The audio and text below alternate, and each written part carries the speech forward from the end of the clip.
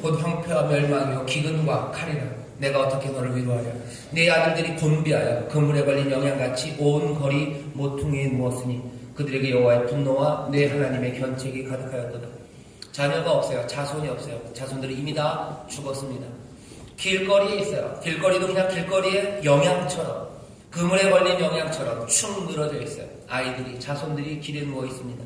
길도 길 모퉁이랍니다. 어쩌면 쓰레기 모퉁이에 모아놓은 것처럼 길에 널려있는 아이들의 시체를 그 모퉁이에 다 모아놓은 것 같아요.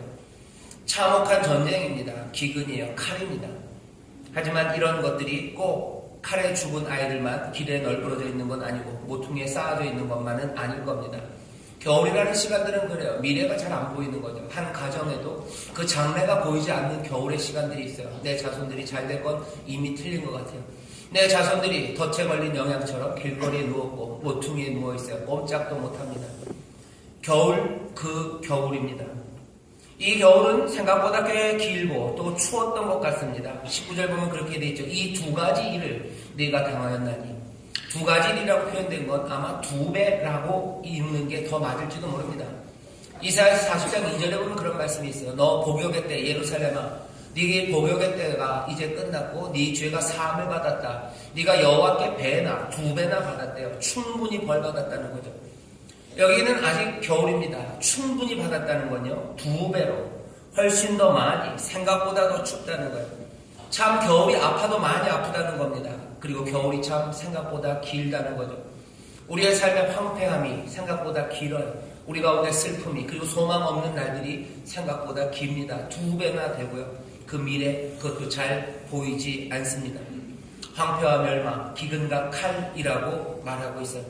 그리고 또 뭐라고 설명하냐면 이건 진노의 잔, 여호와의 분노의 잔이다. 그 분노의 잔, 그 포도주를 마셨으니 너희들이 비틀거린답니다. 겨울 그 시간들은 비틀거리는 시간입니다. 어려움과 소망이 없기에 비틀거려요. 비틀거리는 거, 여러분들 술 드시고 비틀거려 보신 분들 있으실 거예요. 술 마시고 비틀거리면 어떡합니까? 무기력해요. 힘 없습니다. 사람들은 술 마시면 힘이 세진다 그러는데 그건 자기 생각이에요. 힘 없어요. 걷는 거 보면 무릎에 힘 풀리고 다리에 힘 풀리고 무기력하게 걸어요. 이 사람들 방황합니다. 어디로 가야 될지 모르고 방황해요. 다리에 힘은 풀리고 방황하는 사람들, 술 취해 비틀거리는 사람들. 겨울의 시간들은 그렇습니다. 환난과 기근, 그리고 어려움들, 그리고 앞날의 소망이 보이지 않을 때 술 취한 사람들처럼 비틀거립니다. 예루살렘의 겨울입니다. 하지만 이 예루살렘의 겨울이 그렇게 남의 이야기만 같지는 않습니다. 우리가 살아가는 이 땅에도, 우리 이 현실에도 이런 겨울 같은 시간들이 지금 있죠. 특별히 우리의 자녀들이, 우리의 젊은이들이 술 취해 비틀거리며 거리를 걸어다니는 것 같아요. 젊은이들이 무기력해 보여요. 다리에 힘이 풀려있는 것 같고 어찌할 바를 모르며 방황합니다. 그냥 이리 쓸려가고 저리 쓸려가요. 그냥 여기에 취하고 저기에 취하고 어디엔가 취할 것들을 따라 이리저리 옮겨가죠. 가상화폐 그거 나오면 그쪽으로, 그냥 그러다가 또 게임이면 게임으로, 아니면 또 어디에 좋은 게 있다면 그리로, 공무원 시험으로, 아니면 어디 좋은 일자리로, 이 말 저 말에 휩쓸리면서, 하지만 다리에 힘은 풀린 취한 모습들이 보입니다. 젊은이들만 그런 건 아니죠. 먼저 직장에서 그만둬야 되는 사람들이 있어요. 이거 겨울입니다. 생각보다 길죠. 그만뒀을 때는 그냥 몇 달 안에 취직할 것 같았어요. 하지만 생각보다 겨울이 깁니다. 두 배입니다. 이 정도는 견딜 수 있을 것 같아요. 하지만 아픔이 꽤 깁니다. 아플 만큼 아팠다고 생각했지만 생각보다 훨씬 더 많이 아픕니다. 나만 견디면 될 거라고 생각했는데 아니에요. 생각하지 못했던 문제들이 여기저기서 터져나오죠. 내 아내가, 그리고 내 자녀들이 아파하죠. 그리고 내 주변에 있는 사람들이 나를 슬슬 피하는 것 같고 내가 살았던 삶은 점점 더 어두워져가요. 겨울입니다. 미래 앞날 그건 보이지 않아요. 내일은 더 추울 것 같고 생각했던 것보다 훨씬 더 아프고 우리는 술 취한 사람처럼 비틀거리고 어찌할 바를 몰라요. 그게 겨울입니다. 시온, 여기 이 예루살렘, 그 예루살렘은 지금 그런 상황에 있습니다. 비틀대는 사람들은 신음할 수밖에 없어요. 하나님 앞에 부르짖을 때도 있지만 아마 부르짖음 그 기력마저 쇠한다면 신음하는 거죠. 끙끙 앓기 시작합니다. 마땅히 빌 바를 알지 못하며 신음하는 거예요. 그리고 탄식하기 시작합니다. 하나님은 놀랍게도 사람들의 부르짖음과 그리고 대단한 기도만 들으시는 게 아니라 성경을 보면 우리의 신음과 탄식에 귀를 기울이시는 하나님이시랍니다. 사람들은 그 탄식으로 사실은 말할 수 없는 그 말 가운데 하나님을 향해서 부르짖고 있는 거죠. 시편 여러 곳에서 나옵니다. 주저앉아 있는 사람들은 오히려 뭐라고 기도합니까? 주여 일어나소서 그렇게 기도해요. 나를 일으키소서 기도할 것 같지만 꼭 그렇지만은 않습니다. 그냥 주님이 일어나기를 기도하죠. 신음과 부르짖음 가운데 그리 기도합니다. 그러면 하나님은 들으셔요. 왜 그런지 아십니까? 하나님은 겨울을 즐거워하지 않으셔요. 하나님이 압제를 즐거워하지 않으십니다. 사람들의 비명과 신음 그것들을 즐거워하지 않으셔요. 예레미야서 29장에 보면 그렇게 얘기하셔요. 나 여호와는 내가 너희를 생각할 때 너희를 가진 나의 생각이 재앙이 아니다. 너희들 재앙 가운데 비명 듣는 거 나 그거 별 생각 없다는 거야. 거기에 내 마음이 있지 않다. 나는 너에게 평안을 주는 거 그게 내 생각이고 장래에 소망 주기를 원하는 게 내 생각이고 그러니 너희들이 부르짖으면 내가 들을 거고 너희가 간절히 나를 찾으면 나를 만날 것이다. 너희의 겨울이 끝나고 너희의 복역의 때가 끝날 수 있다. 예레미야에서 그렇게 말씀하셔요. 그래서 겨울은 계속될 수 없습니다. 세상을 보면 겨울이 계속될 것 같아요. 하지만 겨울이 계속될 수 없는 이유는 하나예요. 아무리 추워도 그리고 혹독하고 우리의 생각보다 길어도 겨울은 계속될 수 없습니다. 구름이 아무리 두터워도 햇빛을 온전히 가리지 못해요. 해를 이길 수 없습니다. 예루살렘 이곳에는 봄이 와요. 그리고 봄이 올 수밖에 없습니다. 비틀거리는 시간들 그것들은 맞춰집니다. 그리고 눈물의 시간들과 그리고 무기력으로 방황하는 그 시간들 그 시간은 맞춰져요. 하나님께서 우리를 사랑하셔서 우리를 향한 생각이 재앙이 아니라 평안이시기에 장래 소망 주기를 원하시기에 끝나지 않았을 것 같은 그 겨울 아무리 혹독하고 추워도 그 겨울에 봄을 가져다 주시고 비틀거리는 그 시간들을 끝내십니다. 눈물의 시간과 그리고 그 비명의 시간들을 끝내셔요. 오늘 말씀이 우리에게 그 소식을 전합니다. 오늘 말씀이 우리에게 알려주는 것은요, 봄이 온다는 거예요. 그리고 또 봄이 오는 방식입니다. 17절에 이렇게 돼 있죠. 여호와의 손에서 그 분노의 잔을 마신 예루살렘이요. 그 분노의 잔은 여호와의 손으로 주신 게 맞습니다. 하지만 이제 그 분노의 잔을 다 마셨대요. 깰지어다 일어설지어다. 내가 이미 비틀거름치게 하는 큰 잔을 마셔 다 하였도다. 오늘 이제 예루살렘의 봄이 어떻게 오는지 말씀드립니다. 예루살렘의 겨울이었어요. 하지만 이제 또 예루살렘의 봄이 옵니다. 봄이 오는 방식, 우리의 비틀거림이 맞춰지는 방식은 이렇게 옵니다. 복역의 때, 그때가 끝났다고 이사야서 40장 2절이 얘기하죠. 잡혀가서 갇혀야 되는 그때가 끝났다. 겨울이 이제 끝났다고 외치기 시작하는 겁니다. 왜냐하면 분노의 잔, 그 큰 잔, 배나 마신 그 잔을 이제는 너희가 그 바다까지 다 마셨기 때문이라고 말씀하십니다. 분노의 잔, 그 고난의 시간은 끝났어요. 다 채워졌다고 하나님이 은혜로 결단하시는 거예요. 이만하면 됐다고 하나님이 결단하십니다. 봄이 그냥 오는 것 같지만 아니에요. 하나님이 이젠 다 됐다고 말씀하셔요. 여러분들의 삶의 고난의 시간들과 겨울의 시간들이 있습니다. 봄이 어떻게 옵니까? 하나님께서 말씀하셔요. 이젠 다 됐다고 말씀하십니다. 오늘 이 시간 이 말씀이 우리 가운데 들려지는 줄 믿습니다. 예루살렘에 오는 봄이요. 다 됐다. 다 됐다.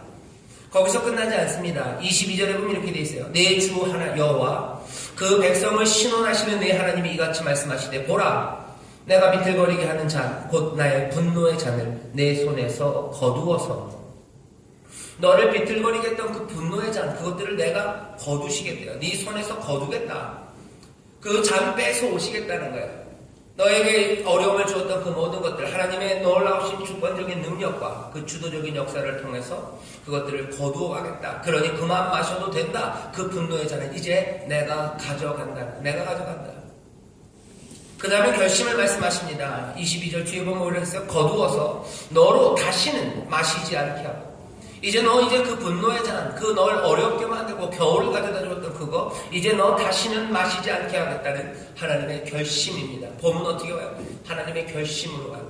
하나님의 결단으로 옵니다. 그리고 하나님 우리에게서 잔을 빼앗아 가시고 거두어 가시는 하나님의 그 놀라운 역사하심으로 우리에게 봄이 오는 줄 믿습니다. 더 놀라운 건 그 다음에 다시는 마시지 않겠다 하시고서요. 그 일을 이루시는 방식입니다. 그 일을 이렇게 이루신대요. 자, 22절 마지막에 이렇게 되어 있죠. 너로 다시는 마시지 않게 하고 그 잔을 너를 곤고하게 하던 자들 그들의 손에 둔대요. 너를 곤고하게 하는 사람들은 누구냐면요, 이런 사람들입니다. 너를 힘들게 했던 사람이요. 구체적인 예를 들면 이런 사람들입니다. 일찍이 내게 이르기를 엎드리라 우리가 넘어가리라 하던 자들. 너 엎드려 내가 밟고 가겠다고 하던 그 사람이요. 밟고 가겠다고 했을 때 너네들이 힘없고 아무것도 저항할 수 있는 뭐가 없기 때문에 너희들은 그냥 엎드린 것도 아니고 너무너무 연약하고 그 사람들에게 꼼짝 못하기 때문에 니들은 니들 허리를 폈다는 거죠. 그 사람들 너를 넘어가는 그들의 앞에 네가 네 허리를 펴서 땅 같게 거리 같게 하였었느니라. 그냥 잘 밟으시라고. 엎드려라 밟고 간다 할 때 뭐 조금의 저항도 없어요. 그냥 등을 좀 새우등처럼 구부리고 있다가 오면 통쳐서 떨어뜨리려는 그런 마음도 없어요. 꼼짝 못합니다. 그러나 허리를 펴서 땅같이 만들었어요. 내가 그 앞에 그냥 납작 엎드려야 돼요. 네 허리를 펴서 땅 같게 거리 같게 그냥 바짝 붙어서 혹시라도 나를 밟고 넘어가다 이 사람 넘어지면 안 될 염려하면서 땅에 엎드리는 겁니다. 아무 저항의 마음, 저항할 수 있는 힘 하나도 없게 너희를 어렵게 하고 짓누르고 공곡해 하던 그 사람들, 강한 힘으로 너희를 짓누르던 바로 그 사람들, 그들에게 내가 나의 이 진노의 잔을 넘겨주겠다는 겁니다. 그들에게. 그렇기 때문에 앞에 있는 거예요. 22절에 그 백성을 신원하시는 네 하나님, 그 모든 것들을 갚으시고 의로 다시 회복시키시는 하나님, 그 하나님이 그 진노와 권고의 사람, 권고한 그 사람들, 너를 권고하게 했던 자들, 너희를 밟고 지나가겠다고 했을 때 너희가 꼼짝 못하고 거기에 땅같이 거리같이 납작 엎드리게 만들었던 바로 그것들에게 내가 이 진노의 잔을 넘겨서 너가 이제는 이 진노의 잔, 분노의 잔을 마시지 않게. 겨울은 가고 봄은 그렇게 온다고 말씀하시는 거예요. 여러분 잘 보세요. 봄이 그냥 오는 건 아닙니다. 분노의 잔이 다른 데로 사라지게 하셔야 되는 거예요. 하나님은 그 일을 하시겠답니다. 그래서 겨울은 가고 봄은 옵니다. 그냥 슬며시 오는 건 아니에요. 하나님의 이 놀라운 역사가 이 예루살렘에 봄을 가져다 주시는 줄 믿습니다. 예루살렘에만요, 아니 우리의 삶에도 마찬가지입니다. 하나님께서 결단하시고 결심하셔서 우리의 분노의 잔을 옮기시는 그 일을 하실 거예요. 그 일 가운데 우리의 삶이 새로워지는 줄 믿습니다. 오늘 우리가 겨울이 되고 봄이 되는 이야기를 오늘 이사야서 본문에서 읽었어요. 이 말씀을 읽었습니다. 그러니 어떻게 해야 됩니까? 이 말씀이 우리에게 요구하는 게 두 가지가 있습니다. 하나는 뭐냐면 앞에 17절에 부인할 수 없게 노골적으로 나온 이야기예요. 깰지어다 일어날지어다. 겨울이 가고 봄이 옵니다. 겨울 그 심한 슬픔과 압제, 그 비명의 시간 하나님이 들으시고 봄을 가져다 주셔요. 진노의 잔, 그 분노의 잔, 그 고통들을 이제 끝났다 얘기하시고 그 모든 아픔들을 다른 데로 옮기셔서 우리에게 봄을 가져다 주시니 이제 우리는 어떻게 해야 됩니까? 깨어나야 하는 줄 믿습니다. 봄이 왔어요. 일어나셔야 돼요. 봄이 오면은 맨날 들리는 노래가 있어요. 봄이 왔어요. 이러면은 너무 오래된 사람이고 무슨 벚꽃 엔딩 이런 거 불러야 되는데 노래가 생각이 안 납니다. 봄이 오면 그리고 이제 봄이 온다고 외치시는 하나님 앞에서 깰지어다 일어날지어다 하시는 하나님 앞에서 우리가 해야 될 일은 하나입니다. 깨어나기 시작하는 것.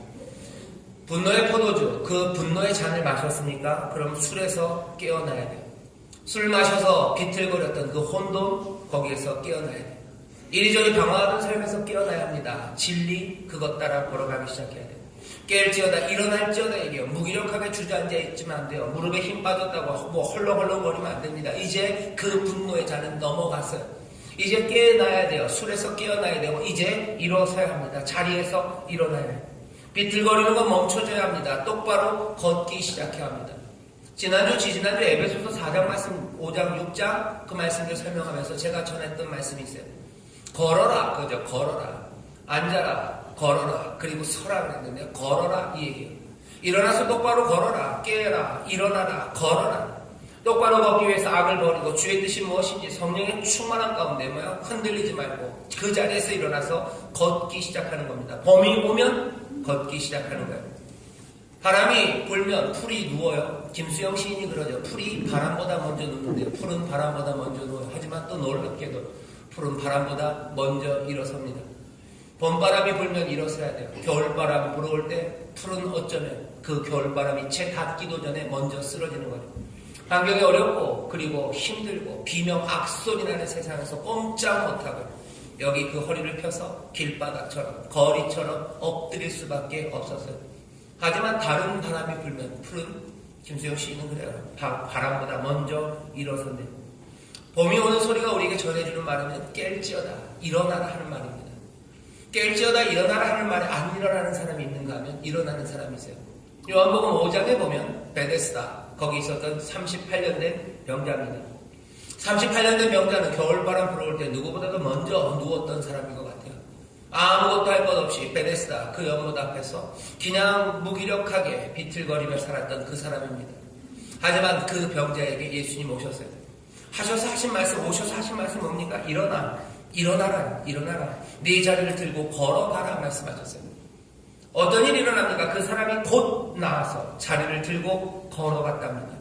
놀라운 이야기는 일어나라 하는 말에 그 사람은 일어납니다.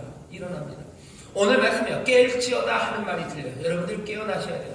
오늘 말씀입니다. 일어나라. 이제 봄이다. 일어나라 하는 말이에요. 이 말에 안 일어난다면 곤란합니다. 기적은 어디에 있어요?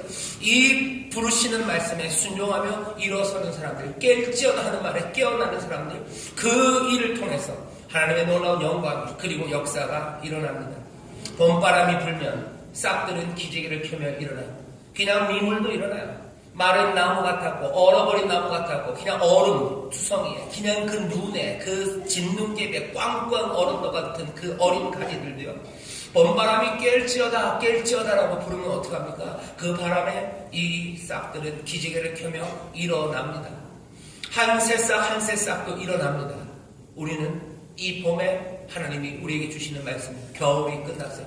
복역의 때는 끝났고 배나 받았다. 너희들 오래 생각보다 길었던 아픔들, 비명의 시간들, 그렇게 방황하던 시간들, 어쩔 줄 모르고 소망 없었던 시간들 이제는 끝나고 그 분노의 잔 그거 이제 내가 치운다. 그러니 어떡하냐? 너희는 깰지어다. 일어나라 빛을 발하라. 이는 내 빛이 내 위에 임하였고 하나님의 영광이 여호와의 영광이 내 위에 임하였다. 이제 뭐라 일어나라 깰지어다.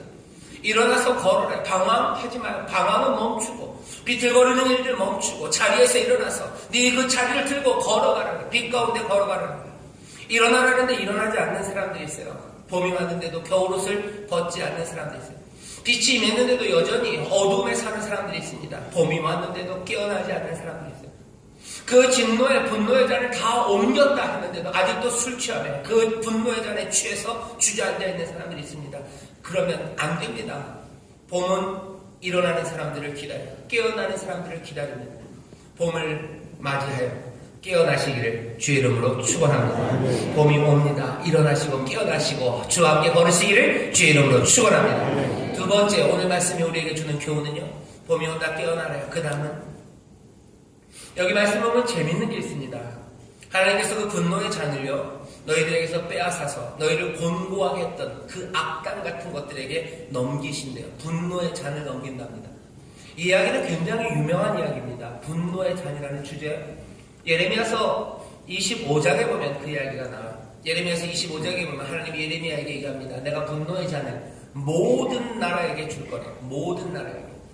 예레미야서 25장 보면요. 그 나라의 목록이 쭉 나옵니다. 처음 시작은 안타깝게도 예루살렘과 유다에 있는 모든 군왕들이에요.